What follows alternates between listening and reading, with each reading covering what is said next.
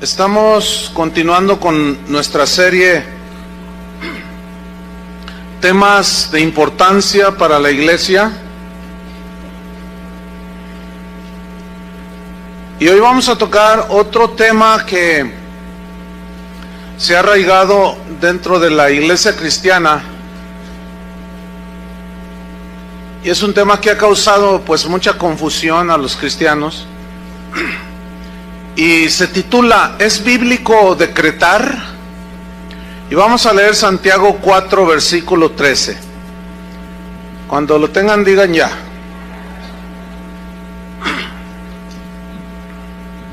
Santiago 4, 13. Dice así: vamos ahora los que decís, hoy y mañana iremos a tal ciudad y estaremos allá un año y traficaremos y ganaremos, cuando no sabéis lo que será mañana. Porque, ¿qué es vuestra vida? Ciertamente es neblina que se aparece por un poco de tiempo y luego se desvanece. En lugar de lo cual deberíais decir, si el Señor quiere, viviremos y haremos esto o aquello. Pero ahora os jactáis en vuestras soberbias. Toda jactancia semejante es mala. Y el que sabe hacer lo bueno y no lo hace, le es pecado. ¿Qué significa decretar? Según la Real Academia Española lo define de esta manera. Es el dicho de una persona, la declaración de una persona que tiene autoridad y que tiene facultades para resolver, para decidir lo que se debe de hacer. Por ejemplo, un juez, en base a las evidencias que tiene, él hace una orden, un decreto, y dice, esta persona debe estar 15 años en la cárcel. El juez tiene la autoridad para dar esa orden. Eso es decretar. Se habla también de un decreto de un presidente.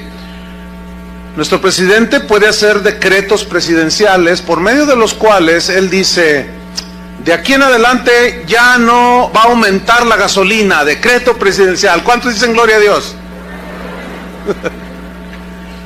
Pero también por un decreto presidencial, o sea, algo que él decide hacer porque tiene la autoridad, tiene la facultad para resolver situaciones y para decidir lo que se debe de hacer. También puede expropiar un predio, etcétera, etcétera, etcétera, por decreto presidencial. Ahora bien, ¿cuántos de ustedes han escuchado algo así como esto? Yo decreto que hoy todo me saldrá bien. Decreto que todo lo que haga prosperará. Decreto bendición de todo tipo sobre mi familia. Decreto bendición sobre mi hogar, sobre mi negocio. Y decreto que Satanás no me tentará. Declaro y decreto que ninguna enfermedad tocará mi vida ni la de mi familia. En el nombre de Jesús, amén. ¿Han oído algo así alguna ocasión? Esta oración es supuestamente una oración cristiana. Ahora vamos a ver un decreto de un esotérico que me encontré allí en internet. Oigamos su decreto de él. Este decreto que voy a leer, o esta declaración de decreto, fue dada el 16 de noviembre del 2007, es decir, poco más de 3 años. Y dice el decreto así: decreto que no haya miseria en el mundo. ¿Ya se fue la miseria? Bueno. Decreto que el hambre desaparezca. ¿Ya se fue el hambre en el mundo? Decreto que los mares no se contaminen. Había de ver a Chapal aquí. Decreto que los animales sean libres y que puedan correr sin miedo alguno. El que va a correr soy yo.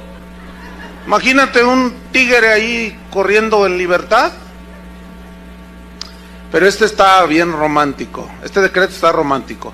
Decreto que en el aire vuele el aroma del amor. A ver todos, respiren el aroma del amor.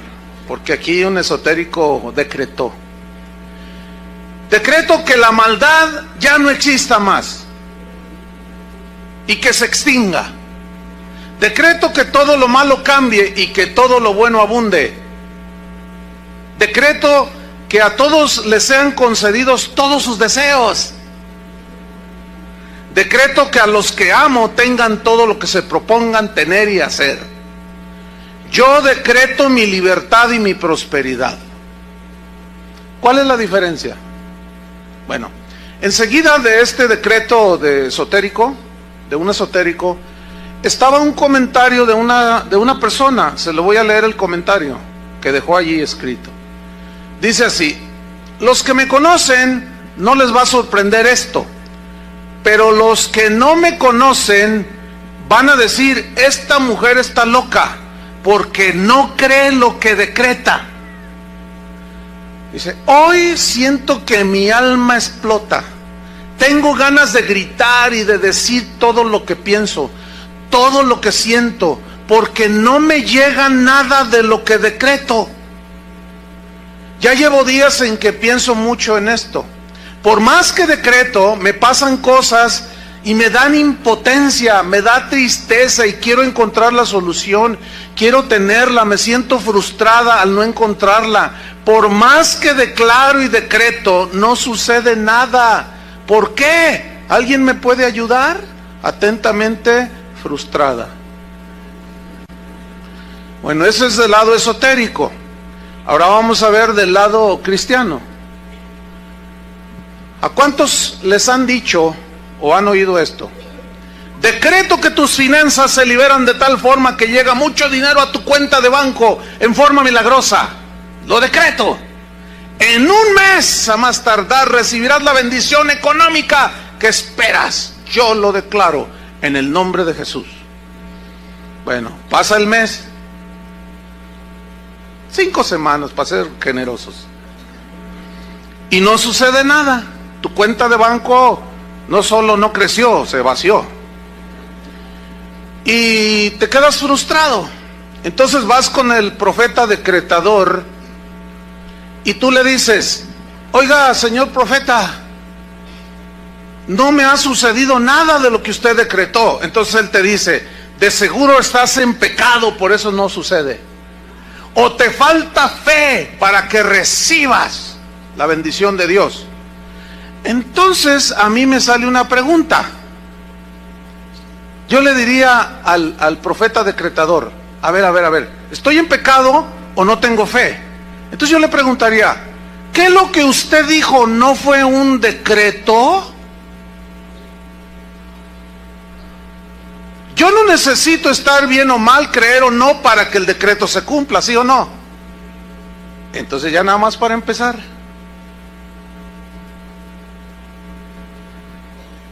Bueno, contesta el profeta decretador, ¿verdad? A ver, contésteme, señor profeta. Bueno, te reprendo, Satanás, por cuestionarme. Bueno, entonces esto ya no es ni decreto tampoco, porque no se cumplió. Y un decreto se debe cumplir, ¿sí o no? Según la definición. Entonces, si no es un decreto, entonces no es ni más ni menos que un conjuro chamánico. ¿Qué es un conjuro?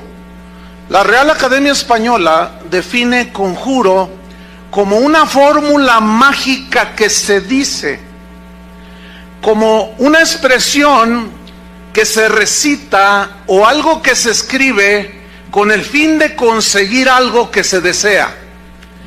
Es una declaración mágica para que algo suceda. O sea, yo decreto, yo hago, yo digo, con la esperanza de que suceda. Pero resulta que entonces ya no es un decreto, porque el decreto se cumple. El único que puede decretar en ese sentido, de una manera soberana, es Dios. ¿Por qué? Porque Él es el Rey de Reyes, Él es el soberano Señor del cielo y de la tierra.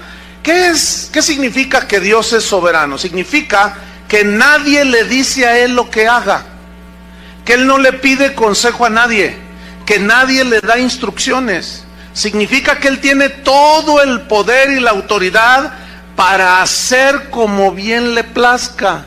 Eso significa que Dios es soberano. Deuteronomio 26, versículo 16. Deuteronomio 26, 16. Dice así: Jehová tu Dios te manda hoy. ¿Quién es el que manda, hermanos?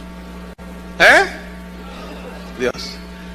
Hasta donde yo sepa, no han cambiado los planes de Dios. Él sigue gobernando la iglesia, Él sigue siendo cabeza de la iglesia. Y en la cabeza está el cerebro, que es el que ordena, ¿cierto? Entonces, queda claro, no hay ningún problema, ¿verdad? ¿Quién es el que manda? Dios. Ok. Jehová tu Dios te manda hoy que cumplas estos estatutos y decretos. ¿Quién es el que va a decretar cómo se hagan las cosas? Cómo se digan las cosas, cómo creas las cosas, cómo se deben de hacer las cosas. ¿Quién es el que decreta? Dios. Cuida pues de ponerlos por obra con todo tu corazón y con toda tu alma. Has declarado solemnemente hoy que Jehová es tu Dios. El problema con el decreto y la declaración es que son diferentes. Una declaración es algo que ya, por ejemplo, yo digo, yo declaro que el Señor está aquí. Eso no es un conjuro, sino es una aseguración, porque el Señor está aquí, porque Él prometió estar con nosotros todos los días hasta el fin del mundo. Entonces, yo declaro y proclamo que el Señor está con nosotros. Esa es una verdad. No estoy diciendo decreto que Él está aquí. No, como que decreto. Suena hasta raro, ¿no? Entonces no hay que confundir lo que es una declaración de algo que Él ya hizo a un decreto que es lo que yo quiero y ordeno que suceda. Entonces estamos viendo que Dios es el que decreta. Pero luego dice en el 17, y tú has declarado solemnemente hoy que Jehová es tu Dios, y que andarás en sus caminos, y guardarás sus estatutos, sus mandamientos y sus decretos, y que escucharás su voz. Entonces, según esta definición de decretar, según la Real Academia Española, que es la autoridad y facultad que tiene una persona para resolver asuntos, para decidir lo que se debe y no se debe hacer, en base a esa definición, a mí me surgen dos preguntas. Número uno, ¿será bíblico que los cristianos decreten y digan lo que debe suceder? Número dos, ¿será bíblico que los cristianos decreten su prosperidad?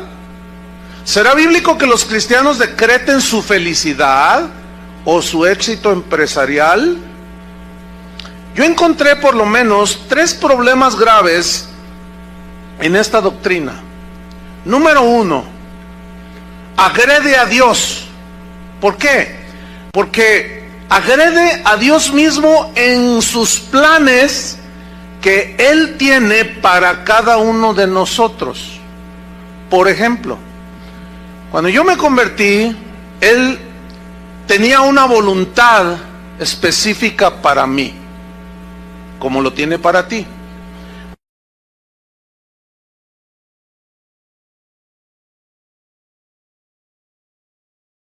Y la tercera cosa que yo encontré es que el que decreta se pone en lugar de Dios, porque Dios es el Rey soberano y Él está en su trono. Entonces, si yo me pongo a decretar, porque decretar son declaraciones, no es ni siquiera oración. El que decreta entonces se pone en el lugar de Dios y le dice, Señor, hazte para allá, porque tú me diste autoridad a mí, ¿no? Y yo estoy aquí, entonces tú me delegaste esta autoridad y pues yo la voy a usar. entonces yo voy a bendecir a todo mundo y yo le voy a decretar a todo mundo. ¿Cuántos tienen negocios? Y levantan la mano. ¿Cuántos tienen negocios? A ver. Entonces ya levantan las manos. Entonces, yo decreto que tu negocio en un año, 5 sucursales. Yo decreto que tu negocio va, y yo decreto. Espérame. ¿Cómo sabes si en lugar de 5 van a ser 20 sucursales? Y yo ya le bajé a la bendición. No podemos ponernos en el lugar de Dios. El único que tiene autoridad para decretar, para resolver de maneras diversas y para decidir lo que pasará en nuestras vidas es Dios. Ningún hijo de Dios debe ponerse en la silla del trono de Dios para decretar y decidir cómo deben de hacerse o no deben de hacerse las cosas. El argumento que usan los que practican esta doctrina está en Apocalipsis 1, 5 y 6. Abra su Biblia.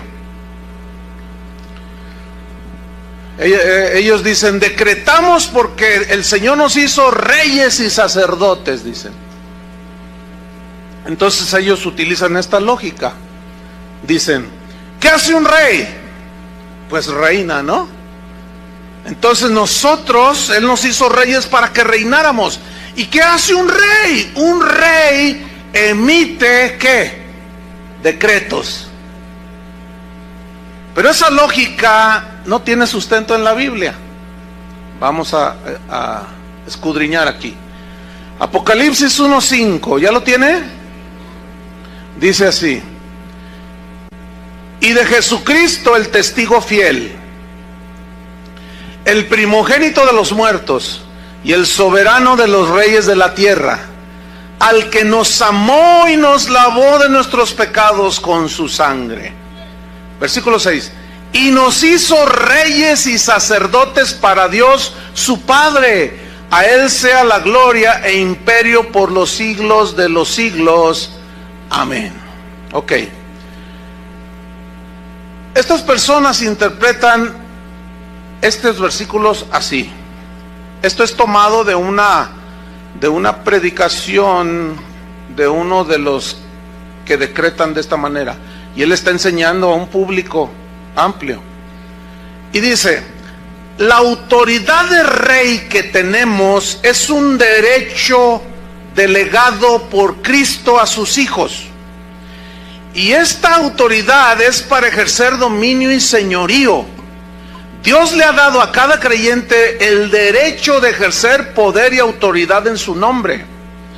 Poder es la habilidad divina para obrar cualquier cosa. Pongan mucha atención a lo que dice, ¿eh? Él te ha dado autoridad y poder para ordenarle a las circunstancias, a los problemas que se dobleguen. Tú tienes la autoridad para decretar y ordenarle a los problemas que se solucionen. Lo único que debes hacer es decretarlo en el nombre de Jesús. Simplemente tú le dices en el nombre de Jesús a las cosas y tú lo decretas, y estás usando el poder que Dios te dio y lo liberas a través de tu boca. Tu boca Dios te la dio para decretar, para atar y desatar. Esa situación temporal, tú, como decían, tú le vas a decir: esta situación temporal por la que estás pasando, como que él está poniéndoles un ejemplo, va a pasar tan pronto como tú le ordenes que se vaya, y que ordenes a los cielos y le des órdenes a la tierra en el nombre de Jesús. Entonces el mundo de las tinieblas tiene que oírte y tiene que obedecerte a ti, porque eres hijo del Dios Todopoderoso y tú eres intocable. Wow. Esto está diciendo que tú eres Dios. Qué triste que esto no lo sabía San Pablo.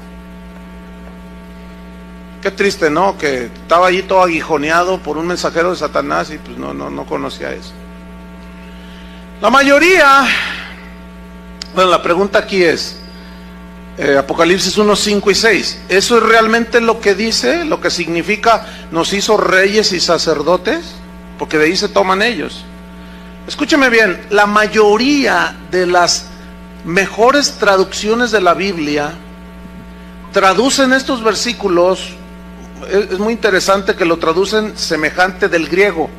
Si nos vamos al griego, sale sin duda el verdadero sentido de la frase nos hizo reyes y sacerdotes para Dios su Padre. Y se lee de esta manera en el griego y en algunas versiones ya traducidas contemporáneas. Se lee así: Jesucristo, que nos amó y nos lavó de nuestros pecados con su sangre, escuche, ha hecho de nosotros un reino para Él. ¡Qué diferente! Y fíjese qué sentido recobra. Nos hizo para Él un reino. Hizo de nosotros un reino para Él. ¿En dónde está el reino de Dios? Según la Biblia, en el corazón. ¿Qué significa que el reino de Dios esté en el corazón de la persona? Que sus decretos, sus mandamientos, su palabra mora en nuestros corazones, ¿cierto? Y donde hay un reino, hay un rey. No puede haber dos reyes. Y Cristo, el Rey de los verdaderos cristianos, es el que reina en ese reino que somos tú y yo. ¿Me expliqué? Entonces mira cómo recobra sentido. El que nos lavó de nuestros pecados con sus sangres ha hecho de nosotros un reino para Él. Él necesitaba que morar en nosotros para poder gobernarnos. ¿Entienden? Ha hecho para Él de nosotros un reino y nos hizo sacerdotes también para que sirvamos a Dios su Padre. A Él sea el poder y la gloria por siempre, así sea. Ok. Cristo gobierna, tiene su reino implantado en sus hijos, ¿sí o no? Porque un reino, pues es donde Él gobierna, es el área donde Él gobierna. Ok. Como Él es el rey, Él es el que nos gobierna a nosotros. Entonces, ¿dónde está lo que nosotros somos reyes? No tiene sentido. No puede haber dos cabezas. Porque como dice la Biblia, serían un monstruo, ¿verdad que se dice? Solo hay una cabeza. ¿Y esa cabeza quién es? Cristo. Solo hay un rey. Cristo. Ok, somos reyes. Él es el Rey de Reyes. ¿Contento? Entonces, si Él es el Rey de Reyes, significa que Él sigue reinando sobre cualquier rey. Y si Él sigue gobernando sobre cualquier rey, ¿quién se debe someter a quién? Nosotros debemos de someternos al Rey soberano, al que dicta y decreta cómo se hagan las cosas. Porque es Él el que dice Él es el que dice cómo nos acercamos a Dios. Él es el que dice cómo nos debemos de arrepentir. Él es el que dice cómo debemos de tener nuestra familia. Él es el que ordena cómo se gobierna la iglesia. Él es el que decretó cómo se utiliza la fe. Él es el que enseñó. Él es el que decretó. Él es el rey. Hasta allí me van siguiendo, ¿verdad? Ok. Con malas interpretaciones como esta de las Escrituras, muchos son arrastrados. En este caso, son arrastrados para usurpar el lugar que solo a Dios le pertenece, el trono. Hay una historia que sucedió allá en las Europas de la Edad Media, por allá. Un rey, allí en uno de esos países, que tenía un hijo. Y todos los reyes acostumbraban a que a sus hijos les ponían los mejores maestros, el mejor matemático, el mejor literario, el mejor geógrafo, todo lo mejor, los mejores maestros. Y había unos que sabían mucho y eran los tutores de los hijos de los reyes. Y los educaban ellos en todos los conocimientos. Entonces se cuenta que había un rey que tenía un hijo, un príncipe. Entonces un día llegó el maestro, el tutor, para tener sus correspondientes clases, y encontró al hijo del rey brincando en la mesa de estudio, y brincaba y aventaba las cosas y las pateaba. Entonces aquel anciano sabio se le acercó y le dice: príncipe, debería de comportarse como corresponde al hijo de un rey. Y aquel príncipe, futuro rey, le dijo: a mí nadie me dice lo que tengo yo que hacer. Yo me comporto como me da mi gana. ¿No sabe quién soy? Soy el hijo del rey. Y aquel hombre sabio le contestó: precisamente porque eres el hijo del rey, no te puedes comportar como te da tu gana, sino como te debes comportar. Y cayó al mozalbete príncipe. Y nosotros decimos: somos hijos del rey. ¿Cuántos saben que somos hijos del rey? ¿No sabe quién soy? A mí nadie me va a decir, ni el rey te va a decir. A mí nadie me va a decir cómo yo haga las cosas. Yo aquí mando. A ver, espérame. Reyesillo de Tepito. O de Santa Tere, pues. Más cerquita. Cálmate, reyesito. Ok, el padre de aquel príncipe murió. Y el muchacho, en su momento, llegó a ser rey. En el caso nuestro, nuestro rey, porque somos hijos de un rey, nuestro rey nunca muere. Por lo tanto, jamás de los jamases vamos a ocupar su lugar. ¿Contentos o no de ser hijos de un rey? Pero ya entendiste que nunca llegarás a ser rey. El rey es Él. Y si lográramos ser reyes, ¿por qué vamos a suponer que Él? Repito, Él sigue siendo y será por toda la eternidad Rey de reyes y Señor de señores. Y seguirá gobernando su reino que está en nuestro corazón.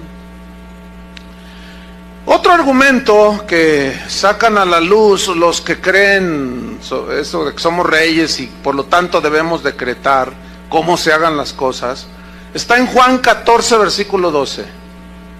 Juan 14, 12.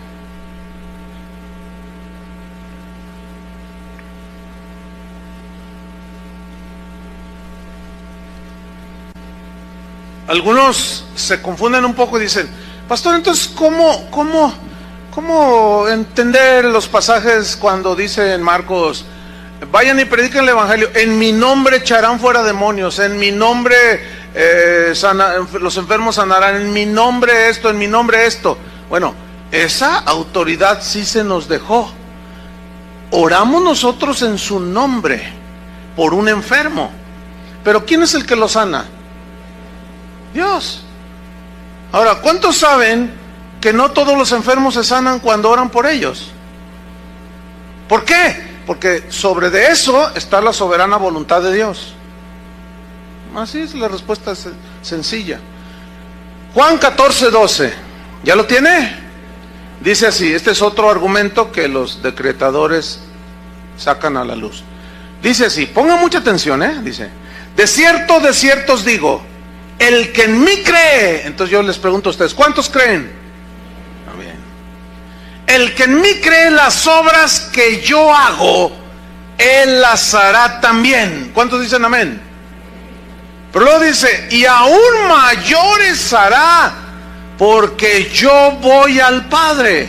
Uy, ¿cuántos han escuchado algo como esto?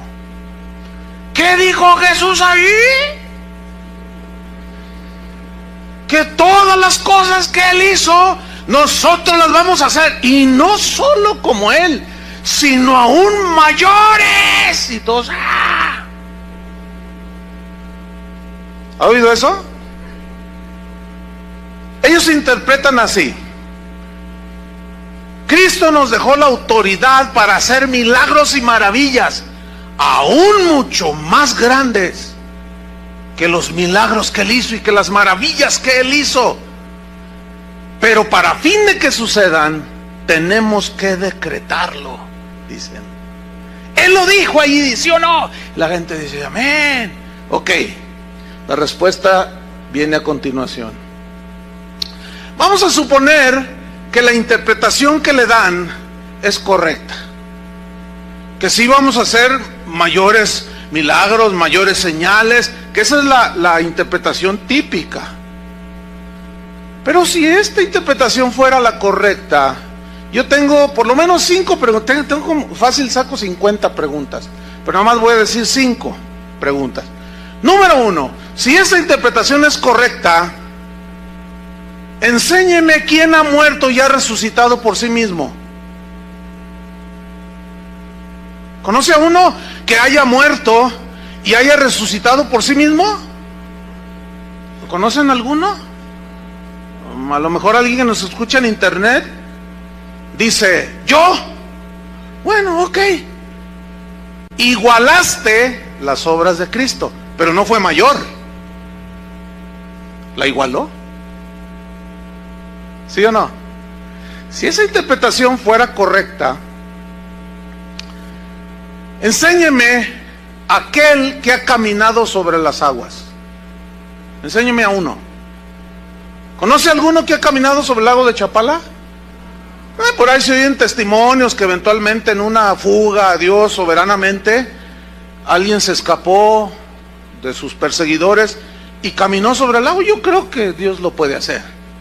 Ok, pero ¿dónde está? Ok, aquí está. Ah, bueno, ¿caminaste? Sí, atravesé el río Usumacinta ya por el sureste de México. Ah, qué bueno. Pero eso no es mayor a lo que hizo Jesús. Estamos hablando de que Él dijo, las harán mayores, ¿no? Eso no es mayor, caminó. Otro puede decirme, no, yo conozco a un apóstol que caminó sobre las aguas. Y no solo caminó, sino también se elevó como Jesús, se llama Chris Angel.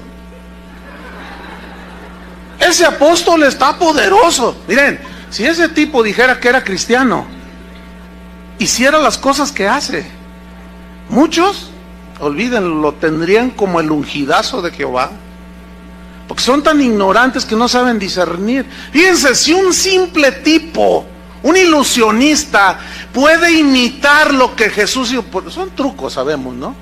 Y una que otra magia por ahí media satanoide, ¿eh? La puede igualar, nada más. Entonces, si esa interpretación fuera correcta, yo quiero que me enseñen ustedes aquel que multiplicó un plato de pozole para 10,000 personas.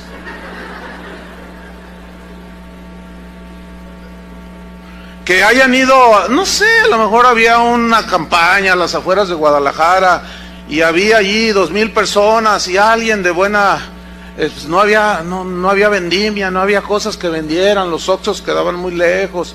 Entonces la gente tenía hambre y alguien dijo, pues yo traje mi plato de pozole, señor apóstol, tráemelo para acá. Entonces que lo haya levantado y denles a todos. ¿Quieren con cebollita? ¿Quieren con picante? ¿Cómo quieren? Aquí ahorita. Y que hayan sobrado 10 ollotas de pozole. A ver, enséñemelo. ¿Conoce a alguien así? A lo mejor anda uno por ahí. Ok, pero igualó, nada más. ¿Sí o no? Una quinta pregunta. Enséñeme al apóstol que haya pasado una pared con la puerta cerrada, como lo hizo Cristo después de haber resucitado. Enséñenme a uno. ¿Hay alguno? ¿Conoce alguno? Métanse a internet y pregunten. Quizás por allí anda. Y si logran encontrarlo, no es más de lo que Jesús hizo. Pregunta, entonces ¿a qué se refirió Cristo? Cuando dijo, mayores cosas harán, es obvio que a milagros y señales y maravillas no se refirió. Porque si no, entonces ¿dónde están? Todos esos que predican de que nosotros haremos mayores cosas que Cristo, ellos no hacen, ni siquiera lo igualan. No pueden ni creer para que se les multiplique el pan en su casa y van al monte de Piedad a empeñar el reloj en el nombre de Jesús. O sea, no solo ni las igualamos siquiera, mucho menos las hacemos mayores. Entonces, ¿a qué se refiere Jesús? ¿Qué quiso decir aquí? La clave está en el pasaje, la clave está en la frase, porque yo voy al Padre. Esa es la clave para interpretar el versículo. O sea, las obras que ustedes hagan, las van a hacer igual que yo, pero aún las harán mayores, dijo. ¿Qué dice el versículo 12? Porque yo voy al Padre. ¿Qué significa? Escúcheme bien. La única manera en que los verdaderos creyentes harían las obras mayores que Cristo fue cuando Jesús les dijo: pero no los dejaré huérfanos, les enviaré el Espíritu Santo.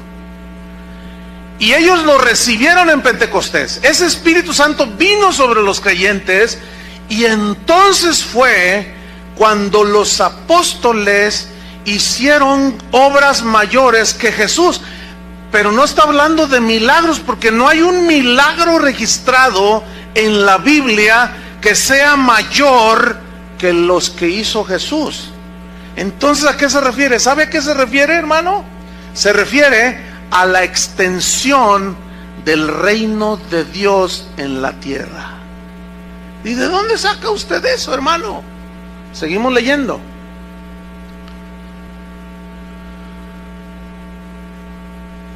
El versículo 13. Quiero que note usted cómo está ligado hacer obras mayores a la oración. ¿Lo alcanza a ver? Versículo 13. Está ligado a la oración. Y si todo lo que pidierais al Padre en mi nombre, lo haré para que el Padre sea glorificado en el Hijo. Si algo pidierais en mi nombre, yo lo haré. Y si me amáis, guardad mis mandamientos. Número 1. ¿Cuál fue su mandamiento cuando Él se despidió de ellos? Id y predicad el Evangelio.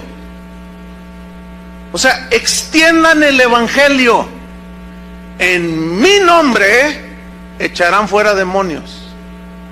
En mi nombre orarán por los enfermos, sanarán. En mi nombre harán estas cosas. Pero ya establecimos y vimos que no se refería a lo milagroso, sino a la extensión del reino. ¿Por qué? ¿Saben por qué, hermanos? ¿Sabían ustedes que Jesús no viajó más allá de 300 kilómetros a la redonda? Él nunca salió de la región de Judea. Nunca salió. Sus 33 años que Él vivió, ahí los vivió. 300 kilómetros a la redonda, nunca salió. Jerusalén no llegaba ni a 60,000 la población de ese tiempo. Entonces, ¿qué sucede cuando viene el Espíritu Santo que les prometió?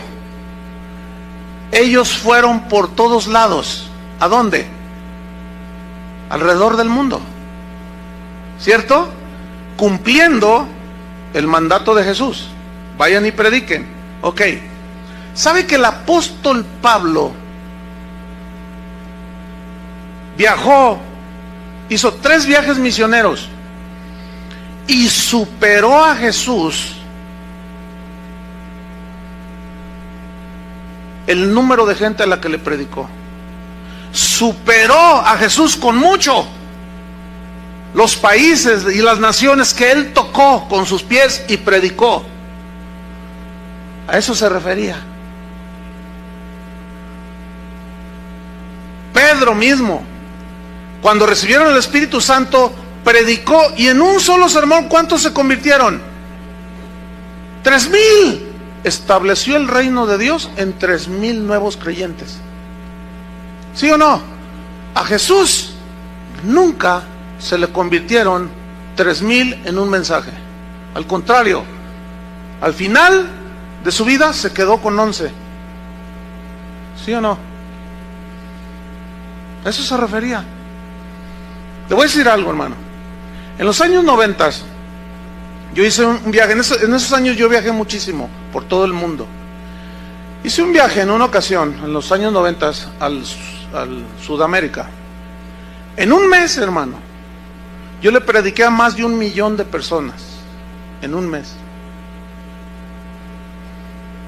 Eran estadios de 70,000, 80,000 personas, 50,000. Hubo explanadas que la gente ni supo cuánta gente iba. El sistema de audio que usaban, como esas bocinas que están ahí arriba, equivalían por lado, llenaban hasta arriba todo lo que es esta plataforma, por lado.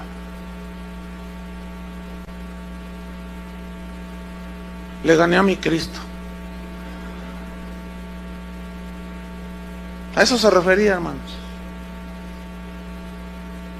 ¿Saben que este mensaje sale a todo el mundo en tiempo real?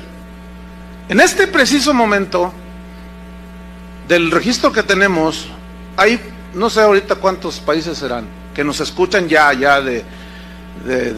continuamente, pero 150 países, más de 5,000 ciudades principales de esos países. En este momento están escuchando esto. ¿Sabe a cuántos miles de personas equivale eso? Imagínense nada más. Cuando yo termino de predicar, en una hora, la gente descarga hasta 8,000 veces, 8,000 descargas en una hora, este mensaje, en una hora. Yo me asusto. Cristo nunca tuvo un auditorio así. No sé si me estoy explicando. O sea, lo que estoy diciendo obviamente está lejos de jactancia y esas cosas, ¿no? Usted entiende. Pero ya ve que hay gente que saca del contexto los audios y luego te hacen que hagan lo que quieran. ¿Sabe usted que en los tiempos de Jesús, Jerusalén tenía 55,000 habitantes? Y la fiesta más concurrida era la fiesta de la Pascua, que venían de África, venían de Asia, gente que se desplazaba, inundaban las calles de Jerusalén, y como son estrechas, pues aquello era un hervidero de gente. A lo más se juntaban 180,000 personas. Bueno, 180,000 personas nunca fue un auditorio al cual Jesús le hablara. El auditorio más grande al que Jesús predicó fue en el sermón, cuando él multiplica los panes. Dice que había 5,000 varones, sin contar las mujeres y los niños. Y vamos a ser generosos, vamos a poner 20,000 personas, contando las mujeres y los niños. Ya ven que son las que más abundan, y los que más abundan son como más nobles con el Señor y como que se acercan más al Señor. Y los varones hasta se duermen cuando van a la iglesia. Entonces, 20,000, bueno, vamos a ser generosos, 25,000. Ese fue el auditorio más grande de Jesús. Mire, yo no tengo el cálculo, pero ¿se puede imaginar cuánta gente me está escuchando ahorita? No sé.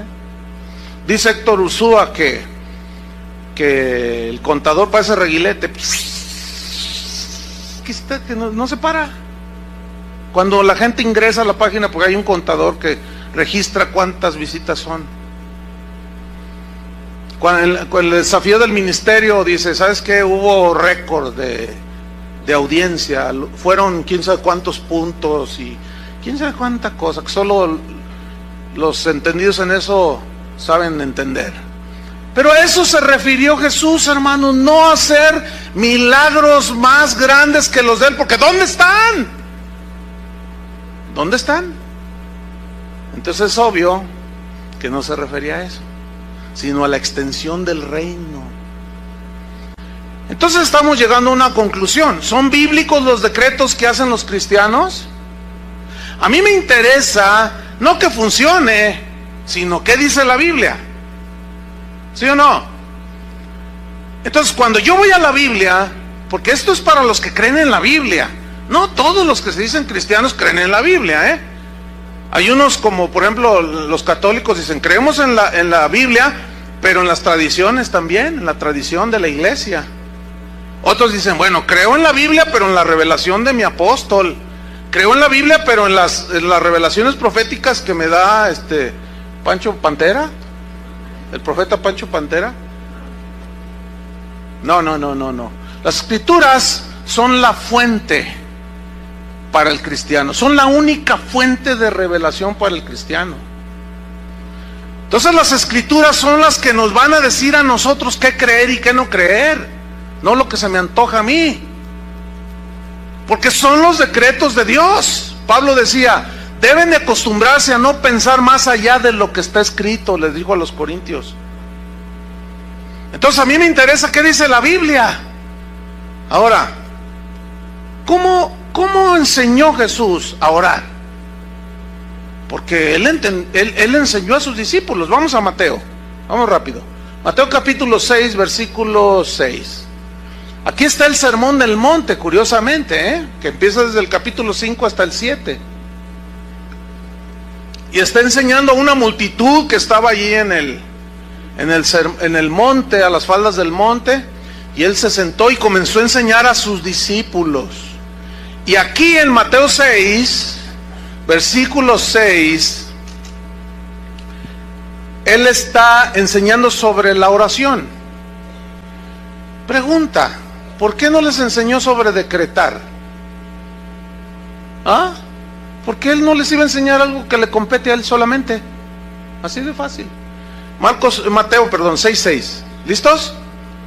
Dice así, él está enseñando. Mas tú cuando decretes, ¿así dice?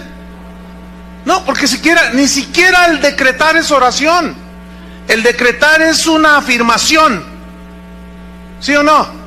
No, aquí Jesús dice, cuando ores, ¿qué es orar? ¿Alguien puede decirme qué es orar? Hablar con Dios, así de sencillo. Señor, estoy triste. Fortaléceme, mi hijita está enferma, Señor, necesita sanidad, yo sé que tú puedes sanarla. Entonces tú le pones tus manos y oras por ella en el nombre de Jesús, y tú estás orando, o simplemente estás orando y le estás diciendo, gracias Señor por estos alimentos que me voy a comer, por este plato de pozole no multiplicado.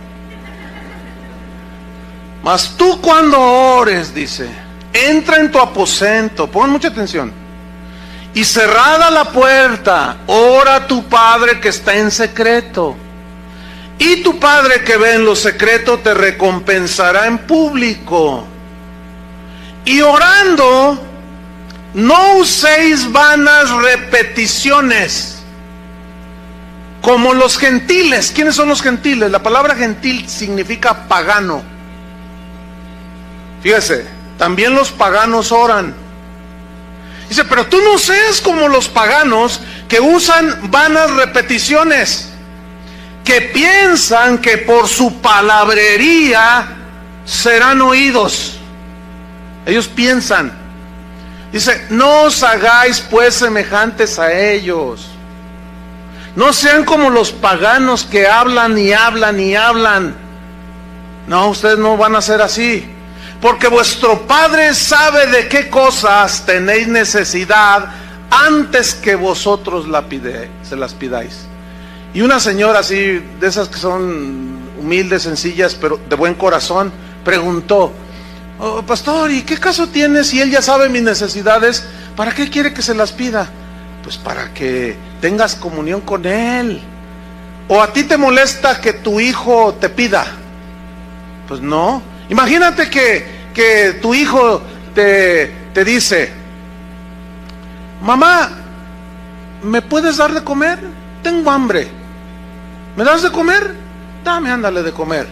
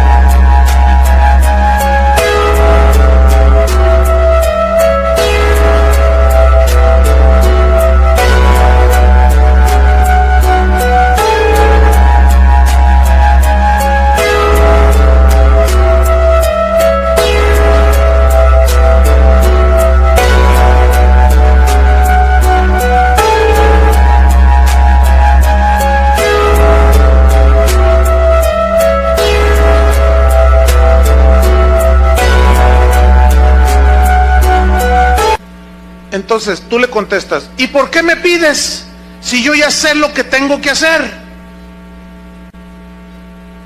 ¿Pero te molesta que tu hijo te pida de comer? Pues tampoco a Dios le... Y tú ya sabes que tienes que darle de comer. Pues tampoco a Dios le desagrada. Porque tú como padre, pues te sientes bien, ¿verdad? Que llegue tu hijita y te diga, papi, ¿me puedes comprar zapatitos? Mira, ya sé de qué sabor son los chicles. Sí, hijita, ya sabía, pero apenas es la quincena. Vente, vámonos. Vamos a comprarte tus zapatitos. ¿Qué, se molesta el padre? No, tampoco Dios se molesta. Pero aquí el punto es, no uséis, ¿qué? Vanas repeticiones. Esa frase en el griego, batalogeo, significa, escuchen bien, repetir algo ociosamente. ¿Qué es ociosamente? Sí, sin ton ni son, que ni sabes lo que dices. Significa parlotear sin medida, o sea, dice el diccionario, es decir, proferir frases carentes de significado espiritual y mecánicamente son repetidas. Es una referencia a las oraciones de los paganos, que piensan que porque están haciendo tipo chamán, no tengo nada, o porque confiesan positivo, hoy me va bien, pura palabrería. Dice, ¿y cómo oran esa gente? Como los paganos. Y ese tipo de oración ya se metió en los cristianos. Y eso es a lo que se refería Jesús. No oren como los paganos. Ellos piensan que porque hablan, decretan, dicen, establecen y cuanta cosa ya todo les va bien. Porque escúcheme bien, el pensamiento positivo tiene su origen en la metafísica de Aristóteles, casi 300 años antes de Cristo. Él hablaba de la metafísica del lenguaje. Filósofos 300 años antes de Cristo decían, habla positivo para que tus circunstancias cambien alrededor. Y eso es exactamente lo que usted se encuentra en internet por todos lados. Pura filosofía aristotélica. Pero esa filosofía ya se metió a la iglesia. El problema es que la maquillan con 2 versículos. Y ya dicen, es revelación cristiana. No, hombre, ¿qué va a ser revelación cristiana?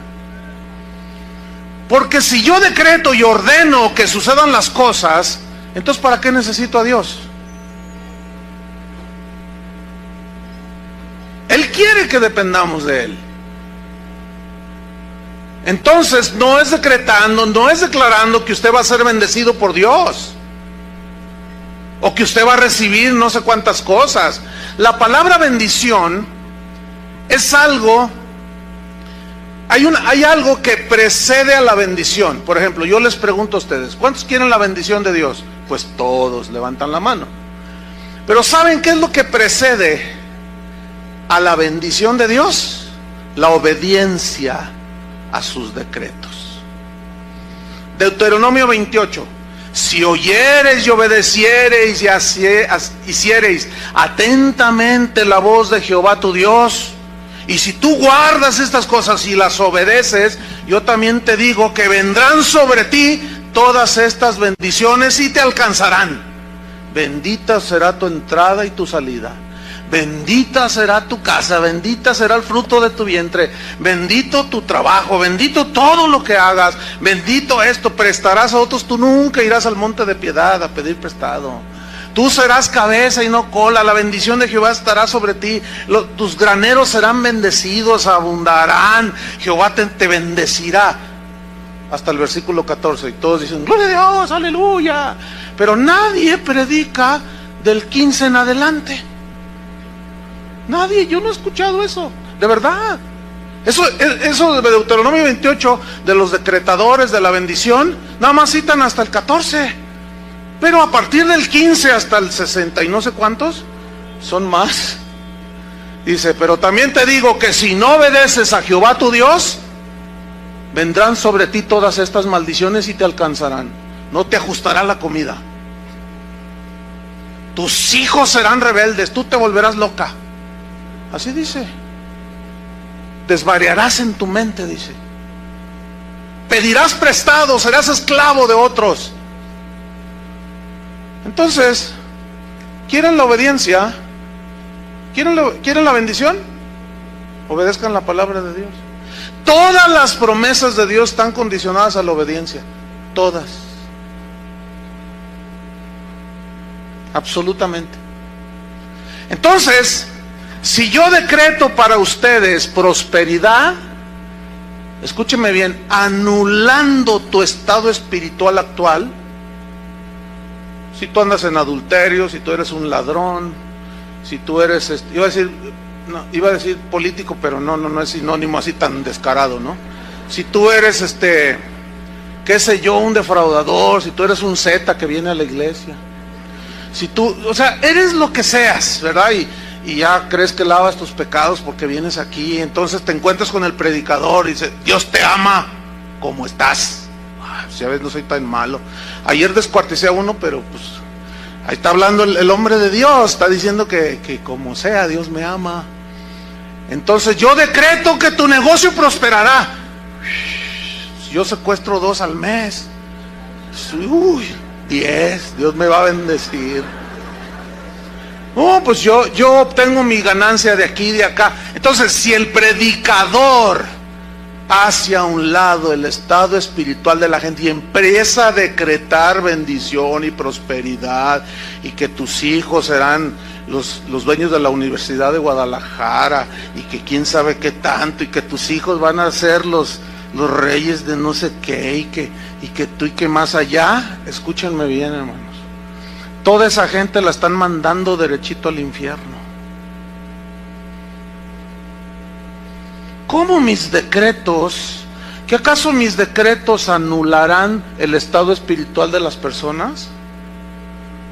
Imposible. Y esta gente habla, usted decrete, ¿qué quiere? ¿Qué quiere? Ordénele. ¿Cómo sabe usted si Dios está tratando con usted? Y lo tiene ahí todo quebrantado. Entonces te dice el decretador, no lo recibas, ordénale que se vaya. Y el Señor te tiene allí y estás ahí peleándote con Dios.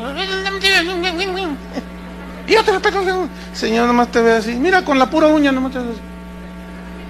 Y por más que decretes, estimado hermanito, reyesito de la del Fresno, no por eso cambiarán los planes de Dios. ¿Conocen el Salmo 1? Bienaventurado el varón que no anduvo en consejo de malos. ¿Oyeron, varones? No, pues piden oración para que Dios los prospere y se juntan con lo peor de Guadalajara. Hacen lo que hacen ellos. ¿Cómo quieren bendición? Bienaventurado el varón que no anduvo en consejo de malos.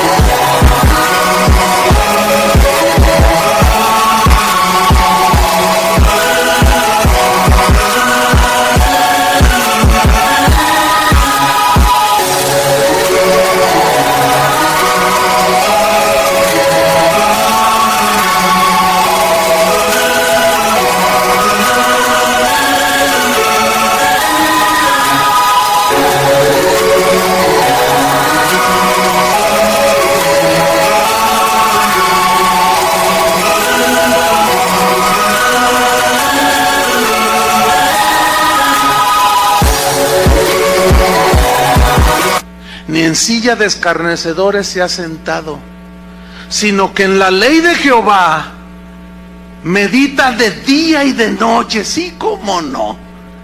Meditan de día y de noche. Se la pasan viendo la televisión. Y así quieren la bendición. ¿Por qué tengo malos pensamientos, pastor? Libéreme. ¿De qué te libero? Es que tengo muchos pensamientos. Haga una oración de liberación. No, espérame. No. Lo que tienes que hacer es meditar en la palabra de Dios. Llena tu corazón, tu mente de los pensamientos de Dios y verás cómo se van los otros. Pero todo quieren mágico. ¿Entienden? Quieren decretar que es algo mágico. Quieren oraciones mágicas. No, hermanos.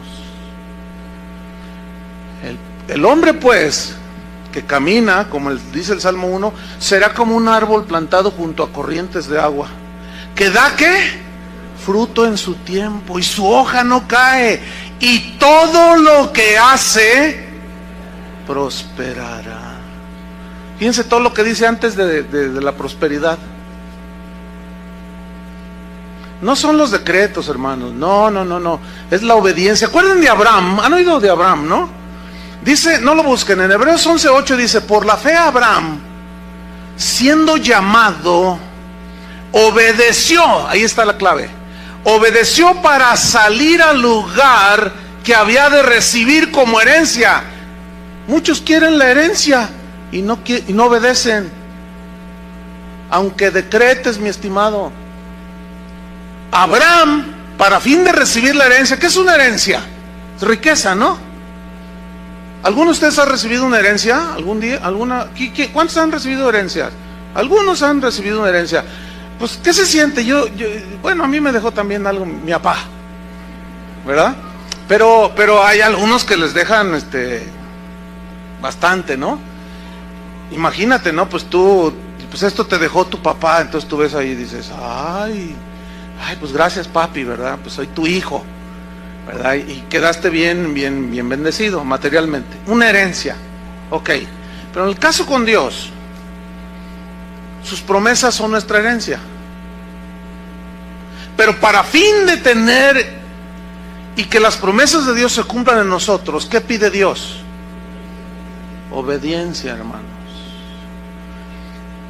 Le dice a Abraham, salte de tu tierra y de tu parentela. ¿A dónde tú salte? ¿A dónde? Que te salgas. Dice que salió sin saber a dónde iba. Eso sí, es obediencia, hermanos. Yo me lo imagino así. Y Sara más asustada. Sara, vámonos, agarra tu maleta lo que puedas. Y ahí venía la señora. ¿Y a dónde vamos a ir? ¿Cuál autobús tomamos? Pues no, mira, todavía no se inventan, Sara.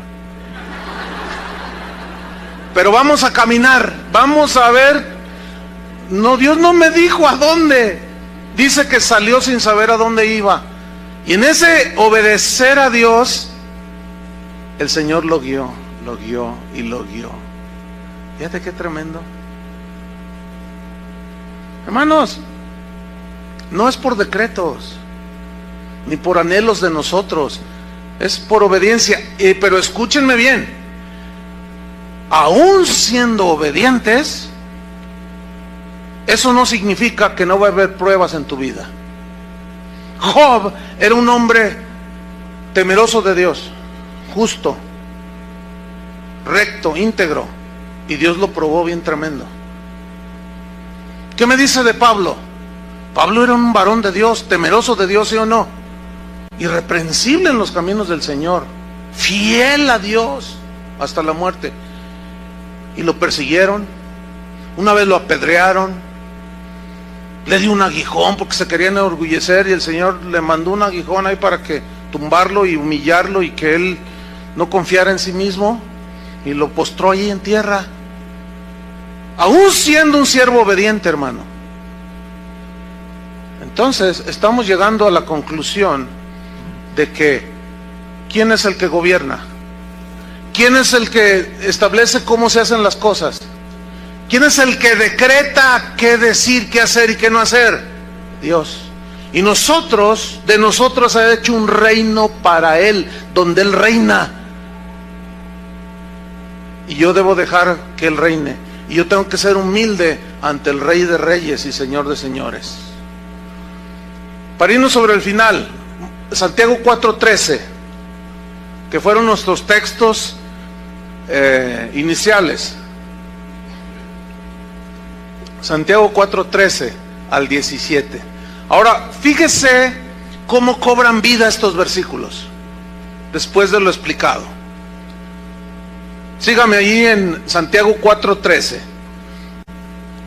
Dice así: vamos ahora, como diciendo, ya cálmate, cálmense ya. ¿Qué se creen? Eso es lo que significa vamos ahora. Síganme. Vamos ahora, ya cálmense. Cálmate, Juanito, ya con tus cositas. Cálmense ya los que dicen, hoy y mañana iremos a tal ciudad y estaremos allá un año y traficaremos, comerciaremos, significa, y ganaremos. Cálmate, le dice Santiago. Cuando no sabéis, versículo 14, cuando no sabéis lo que será mañana.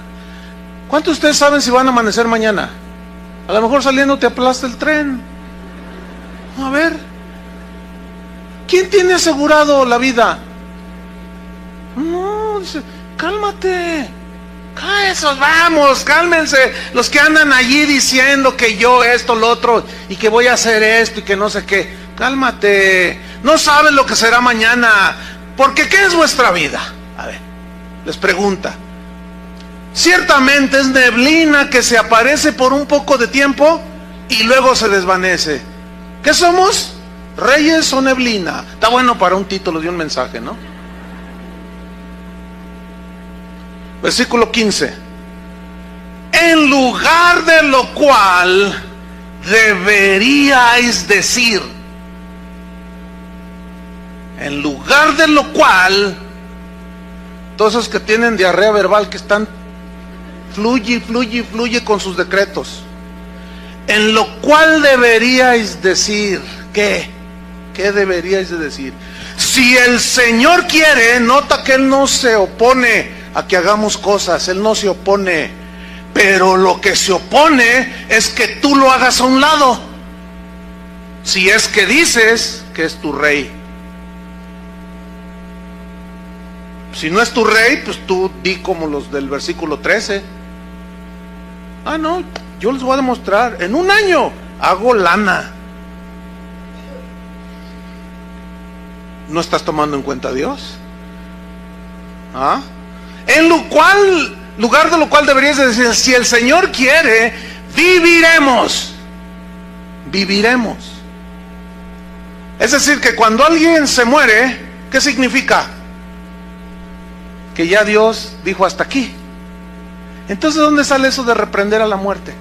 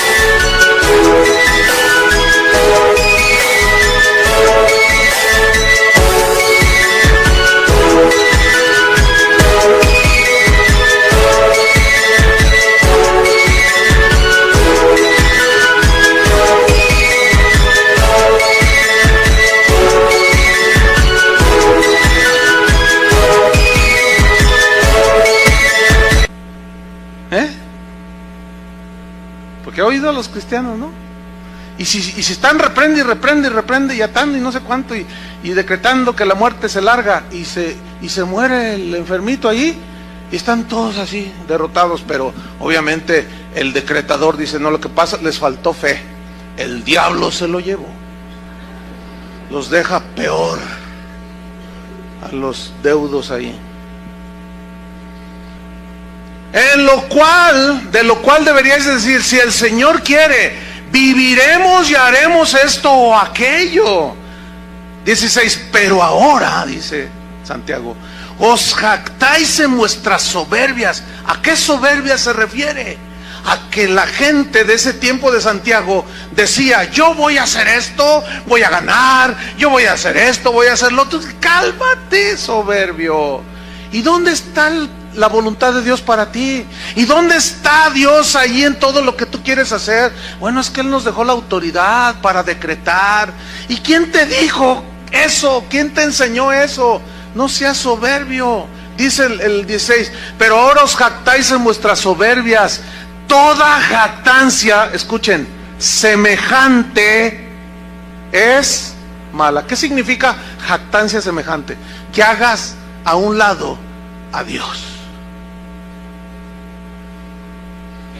Que me quiero casar, pregúntale si es el hombre. Pero no se le preguntes después de que te casaste, que eso es bien común. Ya se casaron, ya les pusieron sus golpizas. Pastor, ¿será el hombre de Dios para mi vida? ¿Qué quieren que les diga? ¿Que sí o que no? Ante las evidencias. Pero no tomamos en cuenta a Dios. ¿Quieres hacer un negocio y ni te acuerdas de Dios? ¿Quieres hacer cualquier cosa? Ni te acuerdas de Dios. Eso es jactancia. Eso es soberbia. Eso es hacer un lado a Dios.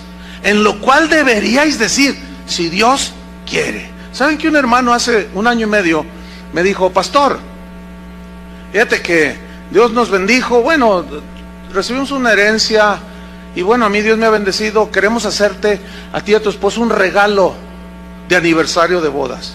Ah, hermano, ¿de veras? Sí. Queremos regalarte un viaje a Europa. Órale. Todo pagado, todo. 3 semanas y media, casi un mes. Pero vamos a hacer un viaje, dice, porque yo te voy a acompañar, me gustaría acompañarte. Vamos a ir a todos esos países donde Pablo predicó. Y vamos a estar en los lugares donde él predicó. Y vamos a ir a donde Martín Lutero predicaba. Y vamos a ir donde John Hus en Escocia. Y vamos a conocer los lugares donde... Ese era el tipo de viaje. Así, no, pues yo me emocioné. Entonces le dije, bueno, pues oremos y si Dios quiere, vamos. Entonces ya el itinerario y todo, me dice, mira, este es el primer viaje, de aquí vamos a volar a España, si Dios quiere, allí vamos a estar 2 días, vamos a visitar ahí no sé qué, a Barcelona, donde desembarcó quién sabe quién, luego de allí, si Dios quiere, de ahí volamos a Alemania, y si Dios quiere, de ahí nos pasamos, pues Dios no quiso.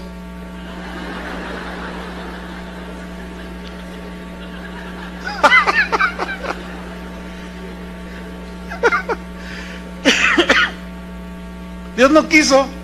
A 1 semana de irnos, unos días, pum, que le da un infarto al hermano. Y casi se andaba muriendo. Y me dice, vete tú, Chuy, están todos los boletos. Le dije, no, ¿cómo crees? Si te mueres tengo que regresarme. Le dije, no, además no haría yo una cosa así. O sea, se me haría de muy mal gusto. Imagínate, te mueres y pues ¿cómo? No, llego tarde a tu velorio. Y todo risa y risa, ¿no? Pero Dios no quiso. Ahora, usted debería de preguntarme a mí, ¿y cuál fue tu reacción? Está buena esa pregunta, ¿no? Pues como si nada hubiera pasado. Simplemente Dios no quiso. Y yo no me frustré. Aquí está mi esposa. Padre, ¿por qué me haces esta? Ya van 4. Porque ya van 4, 2, 3 veces ya con las maletas casi para irnos a Israel y empiezan a tirar bombas 2, 3 días antes y se vuelve a cancelar. Ah, pero ya sé lo que están pensando algunos que me están oyendo, porque los de aquí ya no piensan así. No, No, usted oró mal. El diablo lo robó. Usted debió de haber decretado, porque eso era una bendición. Usted debería de haber atado al diablo. Usted hubiera reclamado, usted hubiera. Usted debería de haber hecho. Más bien, deberías de decir, si el Señor quiere. ¿O no? Eso fue lo que dije yo. Pregunta, ¿el diablo me robó? ¿Perdí una bendición porque no decreté? ¡Bah! No me venga con esas. Yo estoy contento con la voluntad de Dios, hermano. Cuando mi padre murió, que estaba ahí en su cama, yo oré. Yo tengo fe, yo he orado por mucha gente que se ha sanado. Y yo oré por él, le dije, Señor, yo sé que tú lo puedes sanar, no hay nada imposible para ti. Y empecé a orar. Y me dice, no, ni ores, me dijo. Me lo voy a llevar ya. Así me dijo, claramente. Ya es su tiempo para él. Pues yo me levanté. Porque me dice el Señor, ve y habla con tu mamá, que por ahí debe andar mi mamá. Ve y dile a tu mamá que ya me lo voy a llevar, prepárala. Y me levanté, voy con mi mamá y le empecé a hablar.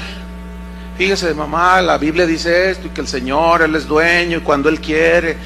Y hablé como 1 hora y media con ella. Me regresé al cuarto, estaba Carlos, eras tú, ¿verdad? Estaba Carlos, no estaba Berta, estaba mi esposa y yo. Estábamos en el cuarto de mi padre, allí ya en coma mi papá. Y vimos claramente cuando él se movió, hizo así, y murió. Y le llamé al doctor, oigan, venga a ver a mi papá. No, se acaba de morir tu papá. Y murió, yo lo vi morir. ¿Se lo llevó el diablo? ¿Debí de haber reprendido a la muerte? A mí Dios me dijo, no ores, es su hora. Y me lo llevo. Decreto que ese niño, ya ven, ni funciona, no se calla. A ver niño, ¿dónde estás?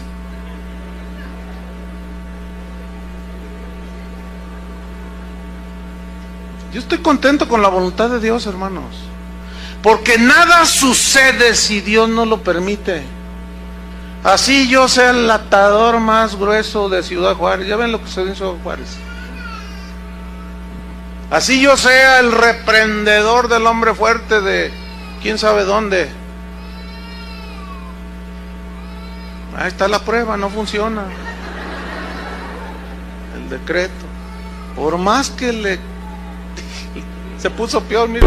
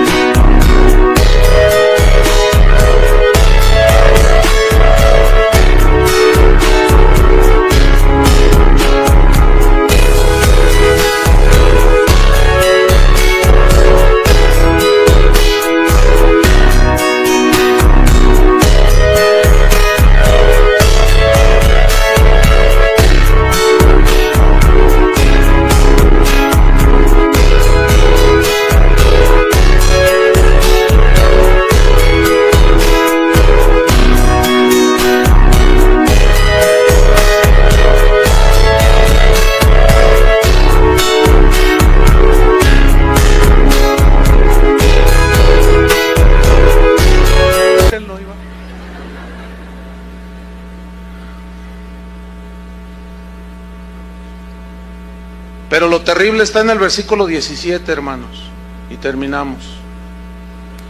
Y al que sabe hacer lo bueno y no lo hace, le es pecado. ¿Qué significa el que sabe hacer lo bueno? Significa que tú incluyas a Dios en tus planes. Ese es el contexto, no está cambiando de tema.